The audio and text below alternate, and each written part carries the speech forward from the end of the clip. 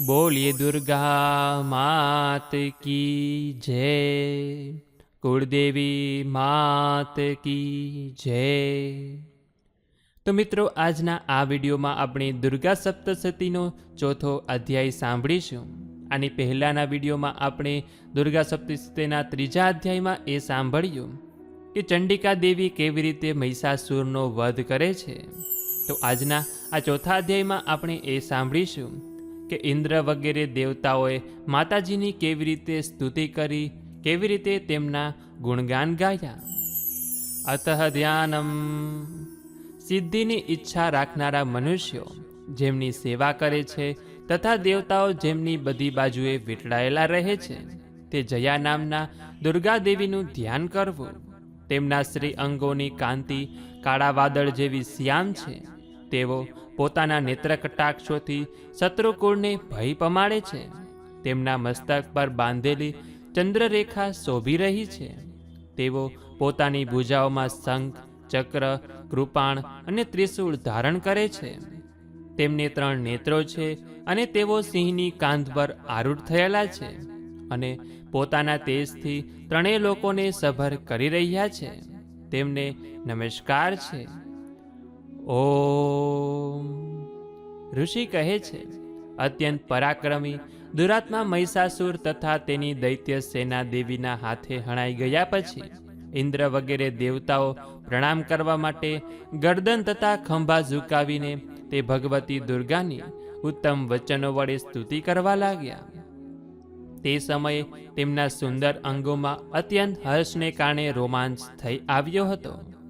દેવતાઓ બોલે છે, સમસ્ત દેવતાઓની શક્તિનો સમુદાય એ જેમનું સ્વરૂપ છે તથા જે દેવીએ પોતાની શક્તિથી સમસ્ત જગતને વ્યાપ્ત કરી રાખેલું છે, તેવા સમસ્ત દેવતાઓના તથા મહર્ષિઓના પૂજનીય તે જગદંબાને અમે ભક્તિપૂર્વક નમસ્કાર કરીએ છીએ. તેઓ અમારું કલ્યાણ કરે. જેમના અનુપમ પ્રભાવ અને બળનું વર્ણન કરવાને ભગવાન શેષનાગ, બ્રહ્માજી તથા મહાદેવજી પણ સમર્થ નથી. તે ભગવતી ચંડિકા દેવી સમસ્ત જગતનું પાલન કરવાનું તેમજ અશુભ ભયનો નાશ કરવાનું વિચારે. જેવો પુણ્યાત્માઓના ઘરોમાં પોતે જ લક્ષ્મી રૂપે, પાપીઓને ત્યાં દરિદ્રતા રૂપે, શુદ્ધ અંતઃકરણવાળા મનુષ્યોના હૃદયમાં બુદ્ધિ રૂપે, સત્પુરુષોમાં શ્રદ્ધા રૂપે તથા ઉમદા કુળમાં જન્મેલા મનુષ્યોમાં લજ્જા રૂપે નિવાસ કરે છે, તથા તેવા તમને હે દેવી અમે નમસ્કાર કરીએ છીએ. હે ભગવતી દુર્ગા, તમે સમસ્ત વિશ્વનું પાલન કરો છો. હે દેવી, તમારા અચિંત્ય રૂપનું અસુરોનો નાશ કરનારા તમારા મહાન પરાક્રમનું અને સમસ્ત દેવતાઓ તથા દૈત્યો સમક્ષ યુદ્ધમાં પ્રગટાવેલા તમારા અદ્ભુત ચરિત્રોનું વર્ણન અમે કેવી રીતે કરીએ? તમે સમસ્ત વિશ્વની ઉત્પત્તિના કારણ છો. તમારામાં સત્વગુણ, રજોગુણ અને તમોગુણ આ 3 ગુણ વિદ્યમાન છે, તો પણ દોષો સાથે તમારો સંસર્ગ જણાતો નથી. ભગવાન વિષ્ણુ, મહાદેવજી વગેરે દેવતા પણ તમારો પાર પામી શકતા નથી. તમે સૌનો આશ્રય છો. આ સમસ્ત જગત તમારું અંશભૂત છે, કારણ કે તમે સૌની આદિભૂત અવ્યાકૃત પરા પ્રકૃતિ છો. હે દેવી, સમસ્ત યજ્ઞોમાં જેના ઉચ્ચારણથી બધા દેવતાઓ તૃપ્તિ સંપન્ન કરે છે, તે સ્વાહા તમે જ છો. આ ઉપરાંત તમે પિતરોની પણ તૃપ્તિનું કારણ છો, તેથી સૌ તમને સ્વધા પણ કહે છે. હે દેવી, જેવો મોક્ષ પ્રાપ્તિનું સાધન છે, અચિંત્ય મહાવ્રત સ્વરૂપા છે, તેમજ જેમનો અભ્યાસ સમસ્ત દોષોથી રહિત, જીતેન્દ્રિય, તત્વને સાર વસ્તુ માનનારા તથા મોક્ષની અભિલાષા રાખનારા મુનિઓ કરે છે, તે ભગવતી પરાવિદ્યા તમે જ છો. તમે શબ્દ સ્વરૂપા છો અને અત્યંત પવિત્ર ઋગ્વેદનો, યજુર્વેદનો તથા ઉદ્ગીતના મનોહર પદોના પાઠવાળા સામવેદનો પણ આધાર તમે જ છો. તમે જ દેવી, વેદત્રયી અને ભગવતી છો. આ જગતની ઉત્પત્તિ અને તેના પાલન માટે તમે જ વાર્તા રૂપે પ્રગટ થયેલા છો. તમે સમસ્ત જગતની ઘોર પીડાનો નાશ કરનારા છો.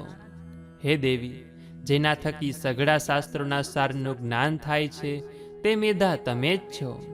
દુર્ગમ ભવસાગરમાંથી પાર ઉતારનારી નૌકારૂપ દુર્ગા પણ તમે જ છો.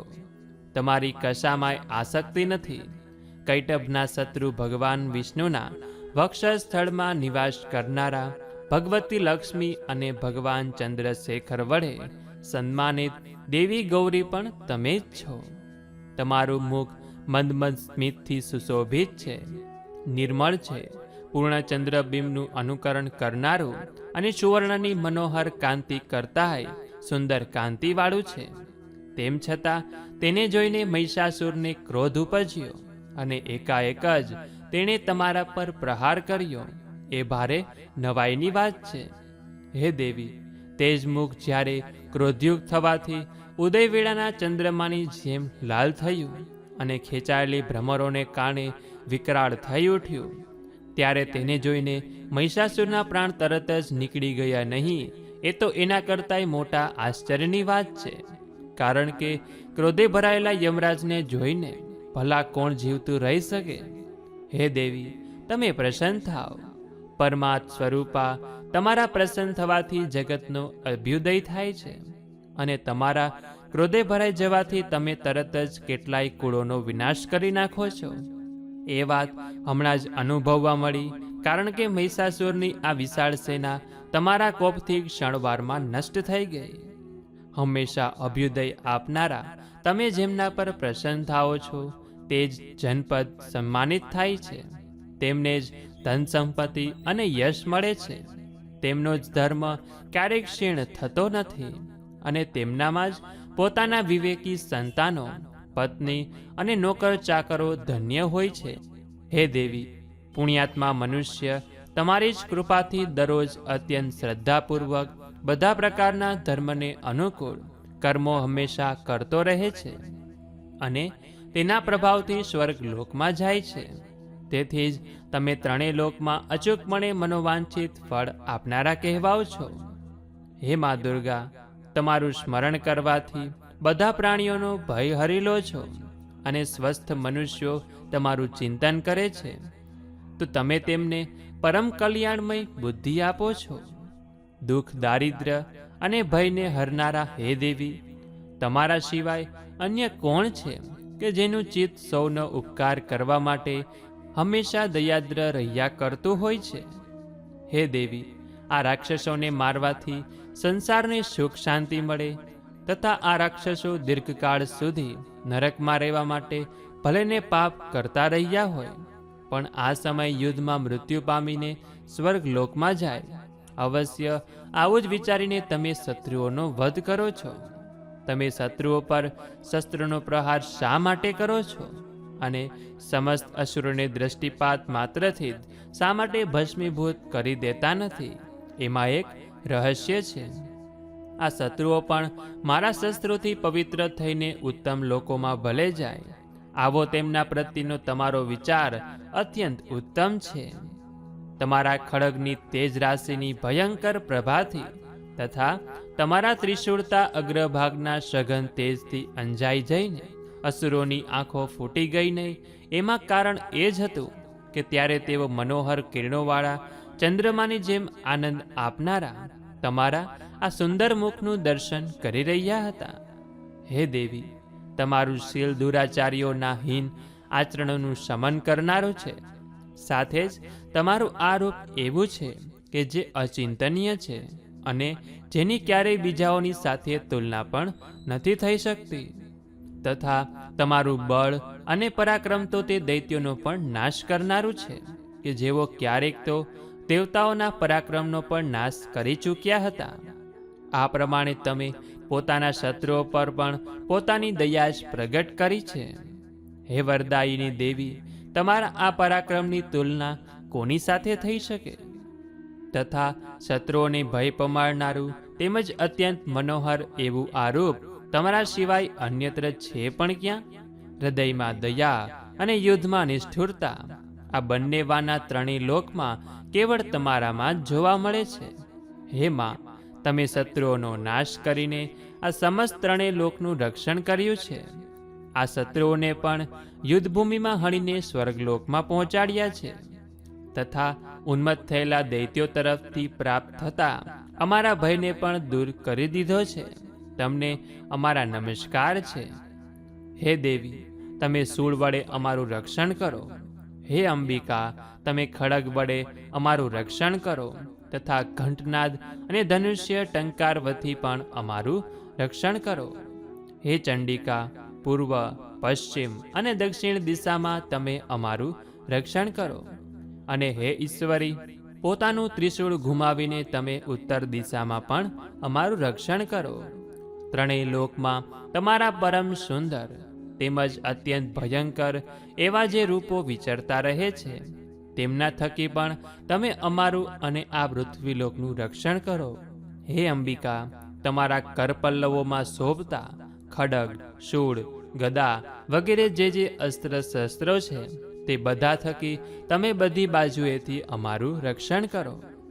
ઋષિ કહે છે, આ પ્રમાણે દેવતાઓએ જ્યારે જગતજનની દુર્ગાની સ્તુતિ કરી અને નંદનવનના દિવ્ય પુષ્પો તેમજ ગંધ ચંદન વગેરે વડે તેમનું પૂજન કર્યું, તથા એ પછી બધાએ મળીને જ્યારે ભક્તિપૂર્વક દિવ્ય સુગંધિત સમર્પિત કરી, ત્યારે દેવી પ્રસન્ન વદન થયા અને પ્રણામ કરી રહેલા તે બધા દેવતાઓને તેમણે કહ્યું, હે દેવતાઓ, તમે બધા મારી પાસેથી જે વસ્તુ મેળવવાની ઈચ્છા રાખતા હોય તે માગો. દેવતાઓ બોલ્યા, તમે ભગવતીએ અમારી બધી ઈચ્છા પૂરી કરી દીધી છે. હવે માગવાનું કંઈ પણ બાકી રહ્યું નથી, કારણ કે અમારો આ શત્રુ મહિષાસુર માર્યો ગયો છે. એમ હોવા છતાં પણ હે મહેશ્વરી, તમે જો અમને બીજું વરદાન આપવા ઈચ્છો છો તો અમે જ્યારે જ્યારે તમારું સ્મરણ કરીએ ત્યારે ત્યારે તમે દર્શન આપીને તમે અમારા મહાન સંકટ દૂર કરતા રહેજો. તથા હે પ્રસન્ન વદના અંબિકા, જે મનુષ્ય આ સ્તવનો સ્તોત્રો વડે તમારી સ્તુતિ કરે તેને ધન, સમૃદ્ધિ અને વૈભવ આપવાની સાથોસાથ તેની ધન તથા પત્ની વગેરે સંપત્તિને પણ વધારવા માટે તમે હંમેશા અમારા પર પ્રસન્ન રહો. ઋષિજી કહે છે, હે રાજન, દેવતાઓએ પોતાના તથા જગતના કલ્યાણ માટે જ્યારે દેવી ભદ્રકાળીને આ પ્રમાણે પ્રસન્ન કર્યા, ત્યારે તેઓ તથાસ્તુ કહીને ત્યાં જ અંતર્ધ્યાન થઈ ગયા. હે ભૂપાલ, આ પ્રમાણે અગાઉના સમયમાં ત્રણેય લોકનું કલ્યાણ ઈચ્છનારા દેવી જે રીતે દેવતાઓના શરીરમાંથી પ્રગટ થયા હતા, તે બધી કથા મેં કહી સંભળાવી. હવે દેવતાઓનો ઉપકાર કરનારા તે દેવી ફરીવાર દુષ્ટ દૈત્યો તથા શુંભ અને નિશુંભનો વધ કરવા માટે તેમજ બધા લોકોનું રક્ષણ કરવા માટે જે રીતે ગૌરી દેવીના શરીરમાંથી પ્રગટ થયા હતા, તે બધા વૃત્તાંત તમે મારા મુખેથી સાંભળો. હું તેનું યથાવત વર્ણન કરી તમને તે કહી સંભળાવું છું. ઇતિ શ્રી માર્કંડેય પુરાણમાં સાર્વણિક મન્વંતર કથા અંતર્ગત દેવી મહાત્મ્યમાંનો સક્રાદિ સ્તુતિર નામ ચતુર્થ અધ્યાય સમાપ્તમ. તો બોલીએ દુર્ગા માત કી જય, કુળદેવી માત કી જય. તો મિત્રો, આજના આ વિડીયોમાં આપણે દુર્ગા સપ્તસતીનો ચોથો અધ્યાય સાંભળ્યો કે જેમાં દરેક દેવતાઓએ માતાજીની સમક્ષ જે સ્તુતિ કરી હતી તેમજ તેમની પાસે જે વરદાન માંગ્યું હતું તેના વિશે આપણે સાંભળ્યું. હવેના નેક્સ્ટ વિડીયોમાં આપણે આ દુર્ગા સપ્તસતીનો 5મો અધ્યાય સાંભળીશું. તો આપ સૌ લોકો પણ મારી સાથે આ જ રીતે આ નવરાત્રિમાં દુર્ગા સપ્તસતીના દરેક અધ્યાયનું શ્રવણ કરજો. તો મિત્રો, વિડીયો પસંદ આવ્યો હોય તો વિડીયોને લાઇક કરી આપના મિત્રો સાથે શેર કરી દેજો, અને આપ અમારી ચેનલમાં નવા હોય તો સબસ્ક્રાઈબ કરજો કે જેથી કરીને આપને અમારા આવા જ અવનવા વિડીયો મળતા રહે. તો આ સાથે હવે મને રજા આપો, મળીશું ફરીથી એક નવા વિડીયોમાં. ત્યાં સુધી આપ સૌ લોકોને અમારી ચેનલના જય શ્રી કૃષ્ણ. ધન્યવાદ. મને સાંભળવા બદલ આપ સૌ લોકોનો ખૂબ ખૂબ આભાર.